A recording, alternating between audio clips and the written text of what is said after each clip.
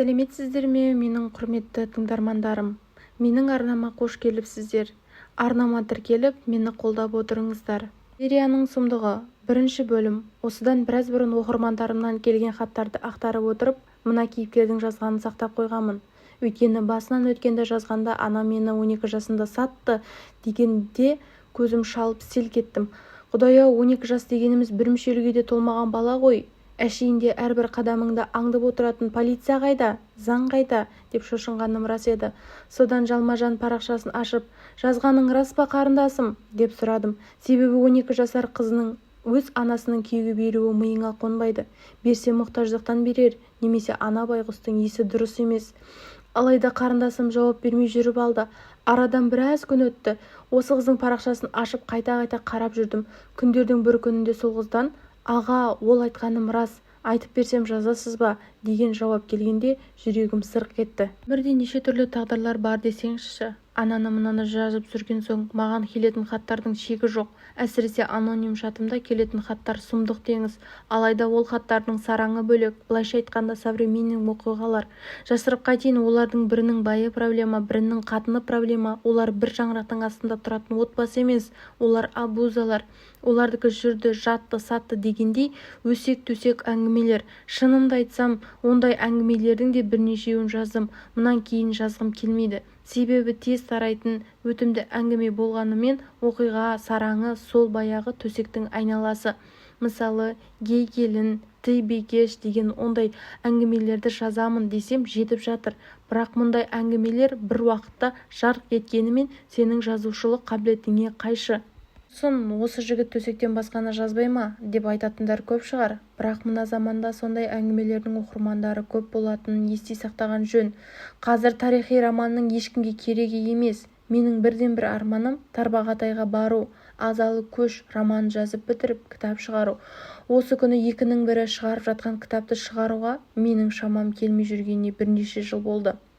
Кеше Азалы көшімді ысырып қойып, мына қыздың оқиғасына келейін. Қарындас, 12 жас деп шатасып тұрған жоқсыз ба? Жоға аға, шатаспадым. Сіз маған сенбей тұрсыз ба дейді. Білмесем, біздің елде некеге тұру 18 жастан басталады. Сіздікі қызық екен деп ойланып қалдым. Аға, мені елде емес, Сирияға апарып сатты. Не дейсің? Я аға, Сирияға апарып сатты. Баяндап берейін, жазасыз ба? Деп сұраған қыз терең тынысын тартты. Болды қарындасым, жаз десең жазам, бірақ сенің аудио жіберіп өзіңді дәлелде деген шартымды қойдым. Қыз бейнебаян қоңырау соқты. Құдай-ай, жап-жас өрімдей қыз, қарапайым қазақтың көрікті қызы. Сен қыздың жасың қаншада? 20-дамын аға, жақында 21-ге толамын дейді. Сен қазір Сириядасың ба? Деп сұрадым. Жоқ, келдім ғой, әрең дегенде қашып келдім деп жауап берген қыз сөйлеп жатты. Сонау бала күнім, есімді білгенімде үйде анам мен әкем барын білдім. Олардың әлденеге келіспей өзара дауласып жатқандарын да еміс-еміс есімде қалыпты. Алайда олардың айқайы көпке бармады. Әкем мен анам ажырасып тынды. Бұл менің 3 жасқа толған кезім. Бала болсам да әкемнің бөлек кеткенін түсіндім. Осылайша бірде әкемнің қолында болсам, бірде анамның қолында болдым дегендей өмір басталды. Арада күндер өте берді. Ай соңынан жылдар жалғасты. Жасым 6-ға келді. Әне-міне мектепке барамын деп басыма бантик байлап жүрген кезім. Bir күні алып кеткен әкем өзінен өзі әңгіме бастады. Қызым, сен мен жақсы көресің бе дейді. Иә деп жауап беріп мойнына асылдым. Әкем терең тыныс тартып күйсінгендей болды. Баламын ғой, ештеңені түсіне алар емеспін. Қызым, менен басқа әкең болған қалайсың ба? Деп сұрады. Не дейсіз? Қандай әкені айтасыз? Деп таңғалдым. Не дейсіз әке? Ай қызым, сұрамай-ақ қой деп тұрып кетті. Сол күні біраз сөйледі. Не айтқандары есімде қалмапты. Қалғаны басқа әкеге қыз боласың ба деп сұрағаны еді. Одан кейін көп өтпеді. Анам үйге бөтен еркекті ертіп әкелді. Бұл кім деп үрпиіп қарап тұрмын. Қызым, сенің әкең енді мына кісі, деді анам. Менің әкем бар емес пе деп жылап жүрдім. Дегенмен маңдайға жазғаны осы екен. Анам 2-ші рет тұрмысқа шығып әкелі болдым. Осыдан кейін өзімнің әкемен арамыз үзілді. Өйткені анама өкпелеп төбесін көрсетпей кетті. Мен 2-ші әкеммен қала бердім. Қайда барайын, ол кісі маған жат болғанымен анамның жақыны. Екеуі шүйіркелесіп отыратын кәдімгідей махаббат еді. Күні біздің үйде тағы түсініксіз жағдай болды. Кешкі ас басына келген нағашы әжем айқай салып болып жүр. Қой дегенде қой қызым, мына жолдан қайт, неге түсінбейсің, дейді анама қарап. Анамның қайтқысы жоқ, қарсы шауып болып жүр. Қой енді, есіңді жи, осы жерден тоқта, деген әжем ырсылдап барып отыра кетті. Мыналар не үшін ұрсып жатыр? Анасы мен қызы әлдененің үстіне қызыл кеңірдек тасып жүр ме? Bir күні біздің үйде тағы да түсініксіз жағдай болды. Кешкі ас басына келген нағашы әжем айқай салып болып жүр. Қой дегенде қой қызым, мына жолдан қайт, неге түсінбейсің, дейді анама қарап. Анамның қайтқысы жоқ, қарсы шауып болып жүр. Қой енді, есіңді жиып осы жерден тоқта, деген әжем ырсылдап барып отыра кетті. Мыналар не үшін ұрсып жатыр? Анасы мен қызы әлдененің үстіне қызыл кеңірдек татысып жүр. Әже, әже деп аяғын құшақтап етегіне жармастым. Мені көтеріп алған әжем өкіріп жылап жіберді. Әже, сізге не болды? Біреу ұрысты ма? Деймін көзім бақырайып. Әжемнен жауап жоқ. Иегі кемсеңдеп, ебіл-дебіл жылап отыр. Қызым, соңғы рет айтамын, тоқта дегенде тоқта. Мен мұны Алланың жолында қабылдадым. Араласпашы, мам, дейді менің анам. Құдай тас төбеңнен ұрған екен ғой, деген әжем сол күні ұзақ жылады. Одан көз қарайып қараңғы тартқанда үйіне кетті. Мам, әжем неге жылап кетті, деп сұрадым. Жүрегінде Алласы жоқ адамдар жылай береді, бірақ олардың көз жасын Алла көрмейді қызым, дейді. Алла дейсіз бе? Ол кім? Деп таңдана қарап. Ол біздің билеушіміз, әлемнің әміршісі, деген анам ұзағынан кетті. Қысқасы, Алланың жолында жаның құрбан. Алла үшін өлсең, төтелей жұмаққа барасың. Жасың жетпей өлсең, шейіт боласың. Анашым, жұмақ деген не? Қызым, жұмақтың не екенін сөзбен айтып жеткізу мүмкін емес, дейді. Шейіт деген не? Айтыңызшы анашым, деп сұрадым. Алланың жолында жан берсең, шейіт боласың. Сонда оңай ғана жұмаққа барасың. Түсіндің бе, қызым? Түсіндім, анашым, түсіндім, деп басымды идім. Анамның сөзінің тоқ етері былай: жақында Алла үшін сапарға шығамыз. Сонау Сирия деген жерде жандары қиналып жүрген мұсылман бауырлар бар. Соларға көмектесеміз, дейді. Қызық екен, Сирия дей ме? Ол қай жақта? Біз ол жаққа қашан барамыз? Мен мектепке барамын деп шашыма бантик байлап үйреніп жүрсем, бармайтын болғаным ба? Иә, бармайтын болғаның. Есесіне Сирияға барамыз. Алланың жолында шейіт боламыз. Сосын мамам екеуміз жұмаққа кіреміз.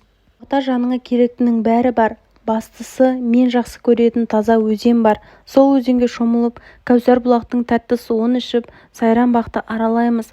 Ол бақта құстар сайрап тұрады. Мен бұлақтың даусын естігім келеді. Олай болса кеттік, дайымын. Қиялымен қыдырып жүріп ұйықтап кеткенін екенмін. Анам түртіп оятты. Көзімді уқалап орнымнан тұрдым. Қане қызым, үстіңе мыналарды киіп ал, жолға шығамыз, дейді құлағымын сыбырлап. Басымды бұрып терезеден қарадым. Таяқ тастам жерге көрінбейтін тастай қараңғы. Анашым, дала қараңғы. Қорықпа, күтіп алатын адамдар бар, деп отыра кеткен анам киімдерді ауыстыра берді. Анашым, иә қызым, деп сыбырлап сұраған болды. Мынау киім емес қой, көзіме дейін жауып қалды. Қара түсті киім ұнамайды, деп бұртиған болдым.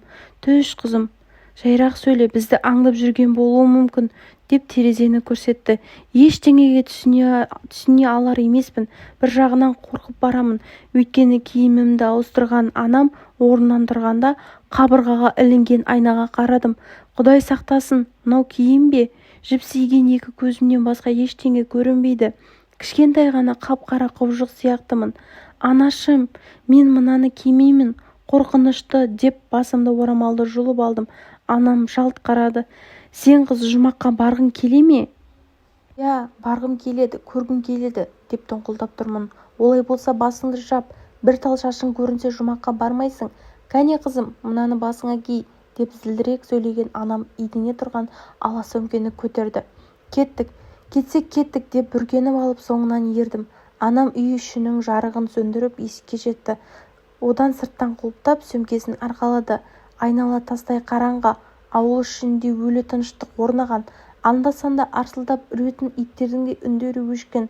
Оқтың шырылдаған шегірткелердің дауыстары ғана шығады. Анам екеуміз қараңғы түнді қақ жарып жортып келеміз. Ауыр сөмке белін ауыртса керек. Тоқтай қалған анам жерге қоя салып ақтара бастады. Мам, не іздеп жатырсыз, деп сұрадым.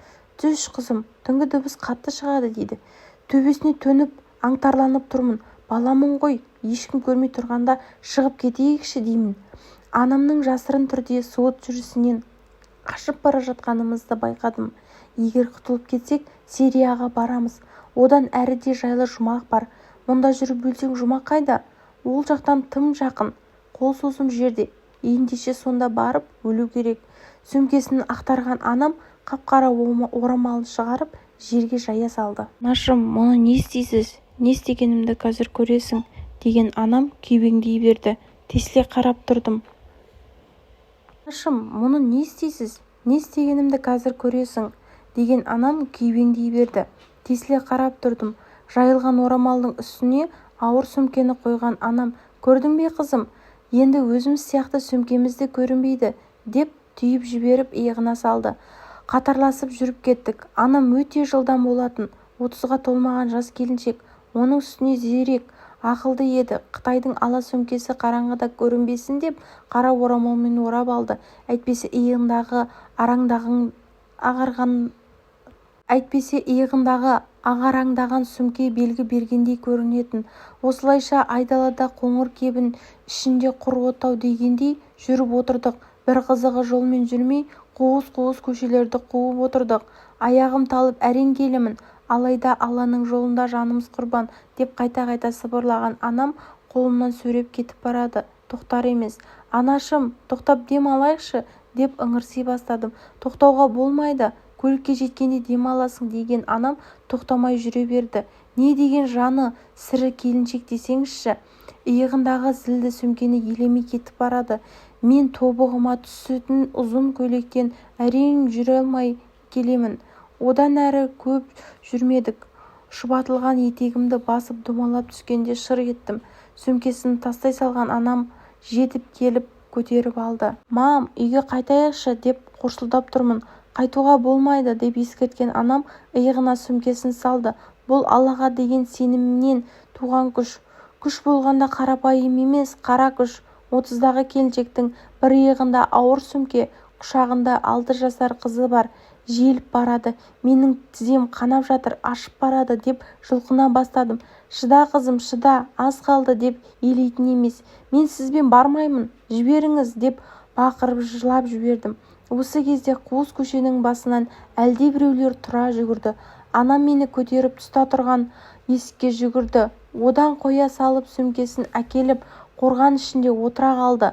Ал жүгіріп жеткен адамдар «Кәне, қайда кетті?» деп сұрап жан-жақтан іздей бастады.